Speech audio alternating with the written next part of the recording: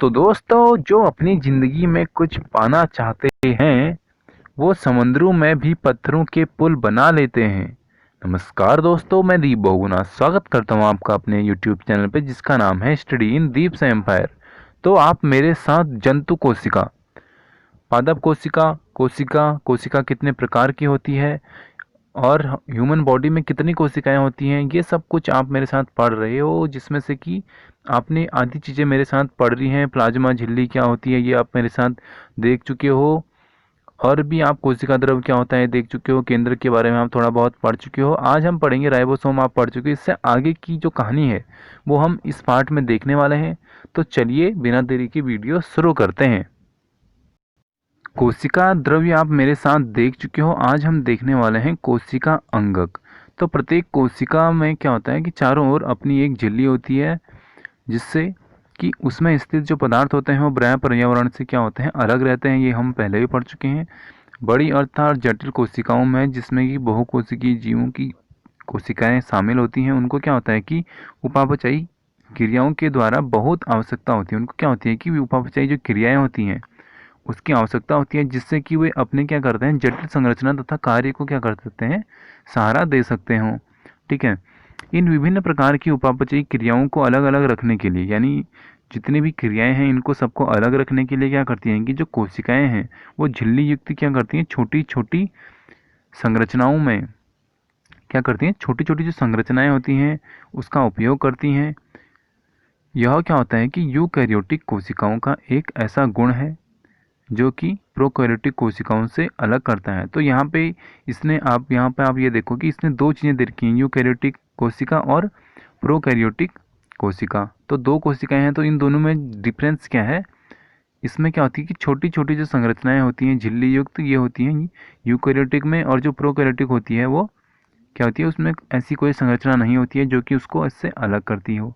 ठीक है। इसमें क्या है, कुछ अंगक केवल इलेक्ट्रॉन सूक्ष्मदर्शी से ही देखे जा सकते हैं। तो यानी कुछ इतने सूक्ष्म छोटे छोटी इतनी संरचनाएं, इतनी सूक्ष्म संरचनाएं होती हैं जो कि सिर्फ हम उनको क्या कर सकते हैं, इलेक्ट्रॉन सूक्ष्मदर्शी से ही देख सकते हैं, यानी वो इलेक्ट्रॉन के बराबर होते हैं।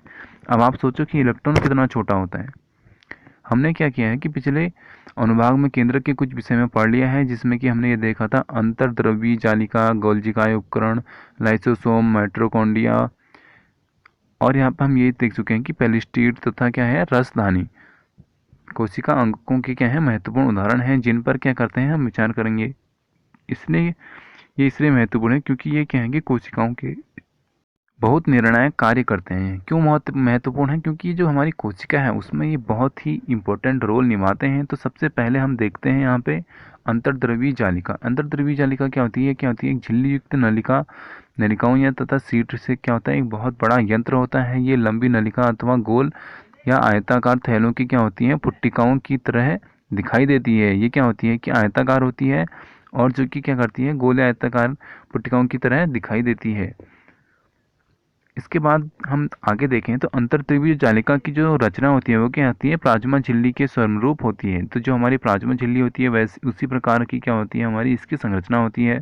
अंतर्द्रव्यी जो जालिका होती है वो दो प्रकार की होती है। पहली जो हमारी होती है वो होती है खुरदरी अंतर्द्रव्यी जालिका, इसको क्या बोलते हैं, RER। और जो दूसरी होती है वो होती है हमारी चिकनी। पहली होती है हमारी खुरदरी और दूसरी होती है हमारी चिकनी अंतर्द्रव्यी जालिका, इसको बोलते हैं SER। ठीक है। तो जो हमारा RER होता है, यानी जो खुरदरा होता है, वो क्या होता है, सूक्ष्मदर्शी से देखने पर खुरदरी दिखाई पड़ती है, क्योंकि इस पर क्या होता है, राइबोसोम लगे होते हैं। राइबोसोम पर प्रोटीन संश्लेषित होता है। तो जो राइबोसोम होता है उस पर क्या होता है, हमारा प्रोटीन संश्लेषित होता है। और जो हमारा RER है, ये जो है तैयार प्रोटीन को क्या करता है, आवश्यकता जो अनुसार, यानी आवश्यकता पड़ने पर किसमें डाल देगा, अंतर्द्रव्यी जालिका यानी ER के द्वारा कोशिका के अन्य भागों में भेजता है। ER का मतलब अंतर्द्रव्यी जालिका। ठीक है।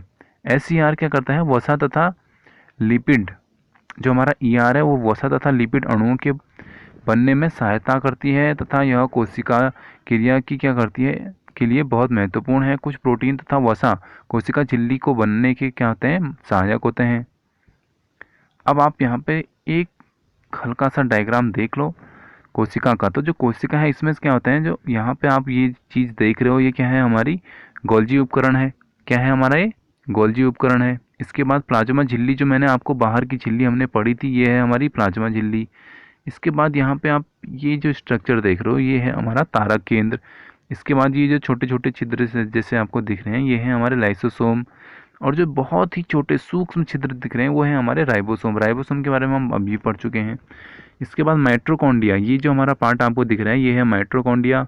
और खुरदरी जो अंतर्द्रव्यी जालिका है, जिसके बारे में हमने पढ़ा था RER, वो कहाँ पे है? यहाँ पे लोकेटेड है वो, यहाँ पे, ठीक है। और जो बाकी यहाँ पे आपको ये अलग से कलर में दिख रहा है, ये क्या है? हमारा कोशिका द्रव है। और जो बीच वाला एरिया है यहाँ पे, ये है हमारा केंद्रक। और जो हमारा केंद्र की ये झिल्ली है, वो इसके बाहर जो लगी है, ये केंद्र की ये झिल्ली होगी। और जो चिकनी अंतर्द्रव्यी जालिका है, वो ये है, वाई टाइप में जो बनी है, ठीक है। तो यहाँ पे आपने मेरे साथ जंतु कोशिका का स्ट्रक्चर देख लिया। अब हम देखते हैं कि गोल्जी उपकरण कहते हैं। गोल्जी उपकरण का सबसे पहले जो विवरण मिला था, वो किसने किया था? कैमिलो गोल्जी ने किया था। किसने किया था? कैमिलो गोल्जी ने। इन्हीं के नाम पे इसको क्या कहते हैं? गोल्जी काय कहते हैं, या गोल्जी उपकरण कहते हैं। गोल्जी उपकरण क्या होता है? झिल्ली युक्त पुटिका है, जो कि एक दूसरे के ऊपर क्या होती है? समांतर रूप से, जो एक दूसरे के ऊपर ये समांतर रूप से सजी होती है, ठीक है। इन्हें कुंडिका कहते हैं। इन झिल्लियों का जो संपर्क होता है, वो ER झिल्लियों से होता है। इसलिए क्या होता है कि जटिल कोशिकीय झिल्ली तंत्र एक दूसरे का भाग बनती है।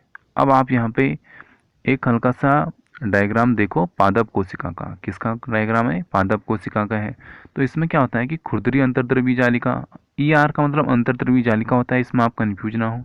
तो खुरदरी, यहाँ पे आप खुद भी देखो कि यहाँ पे हल्के से अगर आप इसको जूम करके दिखाऊं, तो ये देखो कि हल्के से डॉटेड है, तो यानी यहाँ पे ये क्या है? खुरदरा है, ठीक है।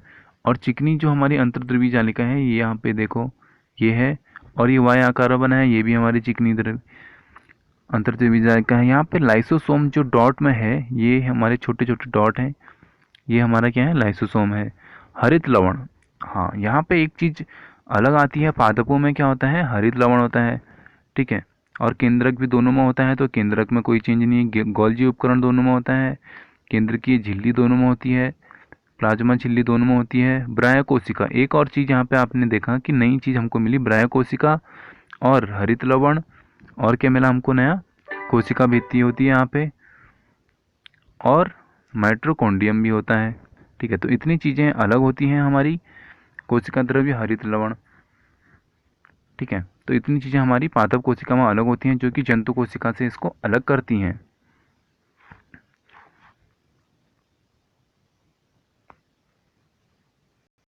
अब हम थोड़ा ये सीख लेते हैं कि हमने इस चैप्टर से क्या सीखा। तो कि यहाँ पे चैप्टर समाप्त हुआ, तो सबसे पहले हमने इस सीखा कि कोशिका क्या है? जीवन की मूलभूत संरचनात्मक इकाई है। कोशिका के चारों ओर क्या होती है? प्लाज्मा झिल्ली होती है। ये चीज़ हम पढ़ चुके हैं। ये झिल्लियाँ क्या होती हैं? लिपिड तथा प्रोटीन की बनी होती हैं।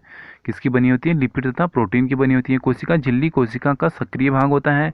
यह पदार्थों की गति को क्या करता है? कोशिका के भीतर तथा बाहरी वातावरण में नियमित करता है। ये चीज़ हमने पढ़ी थी कि वो बाहर के वातावरण, इसमें हमने 3 स्टेप पढ़े थे, अगर आपको याद होगा पार्ट 1। तो अगला है हमारे पास पादप कोशिका में क्या होता है? कोशिका झिल्ली के चारों ओर क्या होता है? एक कोशिका भित्ति होती है।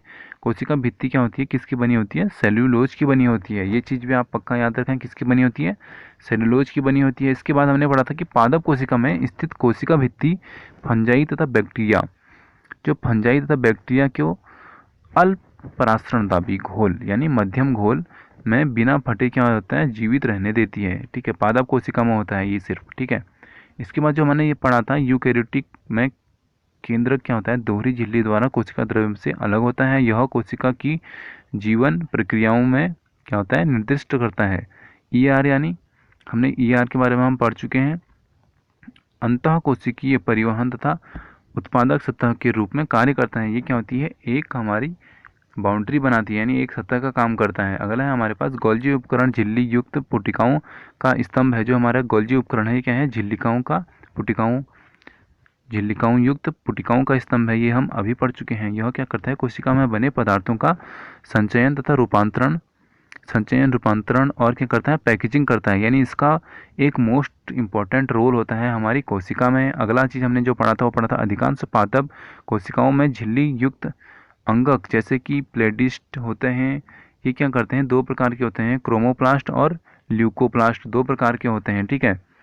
अगला जो हमने देखा था क्रोमोप्लास्ट और क्रोमोप्लास्ट जिसमें क्या होता है क्लोरोफिल होता है, जो हमने देखा था कि ये पादप को जंतु से अलग करता है क्लोरोफिल। ठीक है, ये डिफरेंस था ना दोनों में। क्लोरोप्लास्ट कहते हैं, ये क्या होता है, प्रकाश संश्लेषण करता है। जो ल्यूकोप्लास्ट होता है, ये क्या करता है, प्राथमिक कार्य संचय करता है। यानी अगर हमारी पेड़ को अगर हम कहीं से काटते हैं तो उसको रिपेयर करने का काम ये करेगा। ठीक है, दूसरा वाला। अगला है हमारा, प्रोकैरियोटिक कोशिकाओं में कोई भी झिल्ली युक्त अंगक नहीं होता है, उसके क्रोमोसोम के स्थान पर न्यूक्लिक अम्ल होता है। और क्या होता है कि उसमें केवल छोटे राइबोसोम अंगक होते हैं। तो यहाँ पे करते हैं दोस्तों वीडियो को समाप्त। अगला जो चैप्टर आपको मिलेगा वो मिलेगा ऊतक पर।